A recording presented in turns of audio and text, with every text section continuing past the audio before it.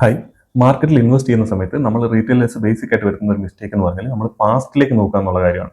നമ്മൾ ഏതൊരു സ്റ്റോക്കിൽ ഇൻവെസ്റ്റ് ചെയ്യുന്ന സമയത്തും ഇവർ പാസ്റ്റിൽ എന്ത് പെർഫോം ചെയ്തു എന്നുള്ള കാര്യമാണ് നോക്കുന്നത്. കഴിഞ്ഞ ഫിനാൻഷ്യൽ ഇയറിൽ എന്ത് ചെയ്തു, അതിന് മുമ്പിലത്തെ വർഷം എന്ത് ചെയ്തു, ആനുവൽ റിപ്പോർട്ടിൽ എന്തൊക്കെ കാര്യങ്ങളാണ് പറയുന്നത്. അപ്പോൾ കമ്പനിയുടെ ലെഗസി എന്താണ്, കമ്പനി കുറേ വർഷങ്ങളായിട്ട് എന്താണ് ചെയ്തിട്ടുള്ളത്, അങ്ങനെ ഒരു വലിയ കമ്പനിയാണ്. ആ ഒരു നറേറ്റീവിൽ അല്ലെങ്കിൽ പാസ്റ്റിൽ എന്തൊക്കെ നടന്നു എന്നുള്ള കാര്യം നോക്കിയിട്ടാണ് നമ്മൾ ഭൂരിഭാഗം പേരും ഇൻവെസ്റ്റ് ചെയ്യുന്നത്. സോ മാർക്കറ്റ് ഓൾറെഡി പാസ്റ്റിൽ നടന്ന കാര്യങ്ങൾ ഓൾറെഡി മാർക്കറ്റിൽ അത് റിഫ്ലക്ട് ചെയ്ത് കഴിഞ്ഞിട്ടുണ്ട്. സോ ആൾക്കാർ മാർക്കറ്റ് മൊത്തത്തിൽ വർക്ക് ചെയ്യുന്നത് വെച്ചാൽ മുന്നിലേക്ക് നോക്കിയിട്ടാണ്. ഫ്യൂച്ചറിൽ എന്ത് നടക്കുന്നുള്ള കാര്യമാണ് മാർക്കറ്റിൽ അറിയേണ്ടത്.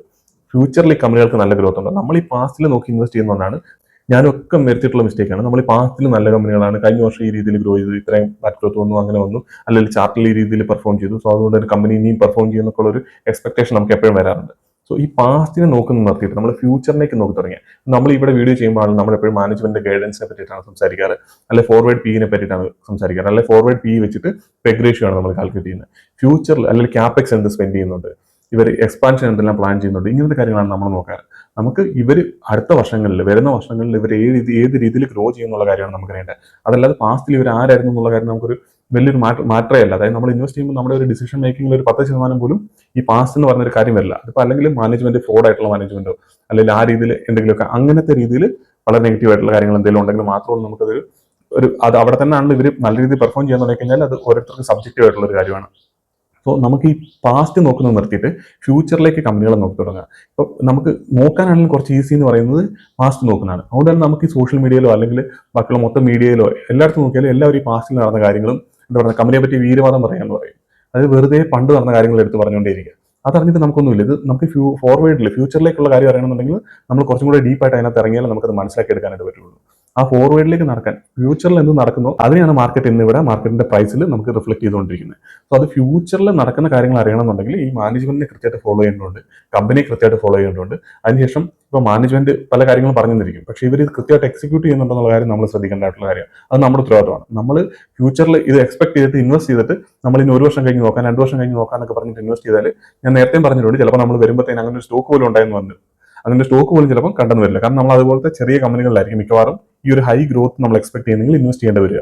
സോ അങ്ങനെ ഇൻവെസ്റ്റ് ചെയ്യുന്ന സമയത്ത് കൃത്യമായിട്ട് നമുക്കൊരു ധാരണ ഉണ്ടാവണം എന്തിനു വേണ്ടിയിട്ടാണ് നമ്മൾ ഇൻവെസ്റ്റ് ചെയ്യുന്നത്, കമ്പനിയിൽ നിന്ന് എന്തൊക്കെ, ആ ബിസിനസ്സിൽ നിന്ന് എന്താണ് നമ്മൾ എക്സ്പെക്ട് ചെയ്യുന്നത്, അവരെങ്ങനെയാണ് ഗ്രോ ചെയ്യാൻ പോകുന്നത്, ഇത് ഇവർ കൃത്യമായിട്ട് പ്രോപ്പറായിട്ട് ചെയ്യുന്നുണ്ടോ എന്നുള്ള കാര്യം നമ്മൾ ഓരോ ക്വാർട്ടറിലും റിസൾട്ട് വരുമ്പോഴും ആ സമയത്തെ മാനേജ്മെന്റിന്റെ കമന്റുകളിലും നമ്മൾ കൃത്യമായിട്ട് ഫോളോ ചെയ്യണം. അതല്ലാന്നുണ്ടെങ്കിൽ നമ്മൾ ഒരു നറേറ്റീവ് കേട്ടിട്ട് ഇൻവെസ്റ്റ് ചെയ്ത് പോയി കഴിഞ്ഞാൽ ഈ കമ്പനികളൊക്കെ പല കമ്പനികളും ഈ പറഞ്ഞ പോലെ ഗൈഡൻസ് തരികയും പിന്നീട് അവർക്ക് അത് പെർഫോം ചെയ്യാതെ പറ്റാതിരിക്കുകയും ചെയ്യാറുണ്ട്. ആ സമയങ്ങളിൽ നമ്മൾ ഈ സ്റ്റോക്കുകളിൽ നിന്ന് എക്സിറ്റ് ആയിട്ട് നമ്മൾ ഒഴിവാകേണ്ടതായിട്ടുണ്ട്.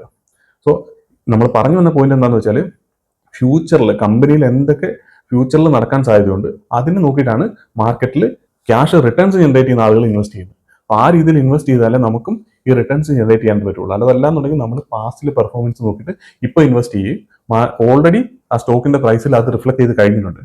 സോ നമ്മൾ അത് നോക്കി ഇൻവെസ്റ്റ് ചെയ്യുന്നത് നമ്മൾ ചെയ്യുന്ന ഏറ്റവും വലിയ ബാഡ് ഡിസിഷൻ ആയിട്ട് അത് മാറാൻ സാധ്യതയുണ്ട്. അതുകൊണ്ട് തന്നെ കമ്പനികളെ കൃത്യമായിട്ട് ട്രാക്ക് ചെയ്യുക, കമ്പനികൾ വരുന്ന അപ്ഡേറ്റുകളും അതുപോലെ തന്നെ അങ്ങനത്തെ കാര്യങ്ങളൊക്കെ നമ്മൾ കൃത്യമായിട്ട് ഫോളോ ചെയ്യുക. എത്രയും ഫാസ്റ്റ് ആയിട്ട് റിയാക്ട് ചെയ്യാൻ പറ്റുമോ അത്രയും ഫാസ്റ്റ് ആയിട്ട് റിയാക്ട് ചെയ്യുക. നമ്മൾ ഒരു റിസൾട്ട് വന്നതിന് ശേഷം നമ്മൾ ഒരാഴ്ച 2 ആഴ്ച എടുത്തിട്ട് നമ്മൾ സ്റ്റഡി ചെയ്തിട്ട് വരുമ്പോഴത്തേക്കും അതിന്റെ പ്രൈസിൽ ആ ഒരു രീതിയിലുള്ള റിഫ്ലക്ഷൻ വന്നിട്ടുണ്ടാവും, അല്ലെങ്കിൽ അത് റിഫ്ലക്ട് ചെയ്ത് കഴിഞ്ഞിട്ടുണ്ടാവും. മാനേജ്മെന്റ് ഗൈഡ് ചെയ്യുന്നതിനനുസരിച്ചിട്ട് ഇത് പെർഫോം ചെയ്ത് കഴിയും. സോ നമ്മൾ ഇതെല്ലാം കഴിഞ്ഞ് പയ്യെ ഇൻവെസ്റ്റ് ചെയ്യാനായിട്ട് വരുന്ന സമയത്ത് ഓൾറെഡി ഇതിനൊക്കെ ബേസ് ചെയ്തിട്ടുള്ള പ്രൈസ് മൂവ്മെന്റ് അവിടെ നടന്നു കഴിഞ്ഞിട്ടുണ്ടാവും. സോ എത്രയും ഫാസ്റ്റ് ആയിട്ട് നമുക്ക് ആക്ട് ചെയ്യാൻ പറ്റും അത്രയും നല്ല ബെനിഫിറ്റ്സ് നമുക്ക് എടുക്കാനായിട്ട് പറ്റും. അതേപോലെ തന്നെ എക്സിറ്റ് ചെയ്യുന്ന സമയത്തും ഇതേ കാര്യങ്ങളൊക്കെ ശ്രദ്ധിക്കേണ്ടതായിട്ടുണ്ട്. നമ്മൾ ഉദ്ദേശിച്ച രീതിയിൽ കമ്പനി പെർഫോം ചെയ്യുന്നില്ല എന്നുണ്ടെങ്കിൽ നമ്മൾ പിന്നീട് ഈ കമ്പനി ഞാൻ ഇത്ര കഷ്ടപ്പെട്ട് പഠിച്ചതാണ്, അല്ലെങ്കിൽ ഈ കമ്പനി എനിക്ക് ഇത്ര റിട്ടേൺ ജനറേറ്റ് ചെയ്തതാണ്, ഇത്ര വർഷമായിട്ട് ഞാൻ ഇതിൽ ഇൻവെസ്റ്റഡ് ആണ്, അപ്പോൾ അങ്ങനെ പറഞ്ഞിട്ട് നമ്മൾ ആ ഇമോഷൻസ് വെച്ചിട്ട് ആ സ്റ്റോക്കിൽ നമ്മൾ പിടിച്ചിരുന്നു കഴിഞ്ഞാൽ നമുക്ക് ലോസ് അത് മേക്ക് ചെയ്യാനുള്ള സാധ്യത വളരെ കൂടുതലാണ്. കമ്പനിയിൽ എന്നാണോ അതിന്റെ പെർഫോമൻസിനെ അഫക്ട് ചെയ്യുന്നത്, അതിന്റെ എന്ത് പറഞ്ഞിട്ട് ആ രീതിയിലല്ല വേറെ രീതിയിലേക്കാണ് അതിന്റെ ഗ്രോത്ത് അല്ലെങ്കിൽ ബാക്കി കാര്യങ്ങൾ പോകുന്നുണ്ടെങ്കിൽ അപ്പൊ തന്നെ നമ്മൾ ആ സ്റ്റോക്കിൽ നിന്ന് എക്സിറ്റ് ചെയ്യുക. കാരണം അതിന് നമ്മൾ ഒരുപാട് കമ്പനികളെ ട്രാക്ക് ചെയ്താൽ നമുക്ക് ഇത് എക്സിറ്റ് ചെയ്തിട്ട് ഈ ഫണ്ട് നമ്മൾ എന്ത് ചെയ്യും എന്നുള്ളൊരു നമുക്ക് ഒരു കൺഫ്യൂഷൻ വരും. ഇത് അങ്ങനെ വരാതിരിക്കണമെങ്കിൽ നമുക്ക് ഇഷ്ടംപോലെ ഓപ്പർച്യൂണിറ്റീസ് നമ്മുടെ മുന്നിൽ അവൈലബിൾ ആണ്. അതിന് നമ്മൾ കൂടുതൽ കമ്പനികളെ ട്രാക്ക് ചെയ്യേണ്ടതായിട്ട് വരും. അപ്പോൾ ആദ്യം നമ്മൾ അതിന് ഫസ്റ്റ് വേണ്ടി നമ്മൾ തന്നെ മൈൻഡ് സെറ്റ് നമ്മുടെ ചേഞ്ച് ചെയ്യാൻ റെഡി ആവണം. നമ്മൾ പാസ്റ്റ് നോക്കുന്ന നിർത്തിയിട്ട് ഫ്യൂച്ചർ എന്താണെന്ന് നോക്കാനായിട്ട് റെഡി ആവേണ്ടതായിട്ട് വരും. അങ്ങനെ ചെയ്ത് തുടങ്ങി കഴിഞ്ഞാൽ തന്നെ നമ്മുടെ പോർട്ട്ഫോളിയോ പെർഫോമൻസിൽ നല്ല രീതിയിൽ മാറ്റം വരുന്നത് ഒരു 6 മന്ത് തൊട്ട് 1 ഇയർ വരെയുള്ള ഗ്യാപ്പിൽ, അത് പ്രത്യേകിച്ച് ബുൾ മാർക്കറ്റ് ആണെങ്കിൽ അത്രയും പോലും സമയം എടുക്കാതെ തന്നെ നമുക്കത് മനസ്സിലായി തുടങ്ങും. എന്തായാലും നമുക്ക് അടുത്തൊരു വീഡിയോയിൽ കാണാം.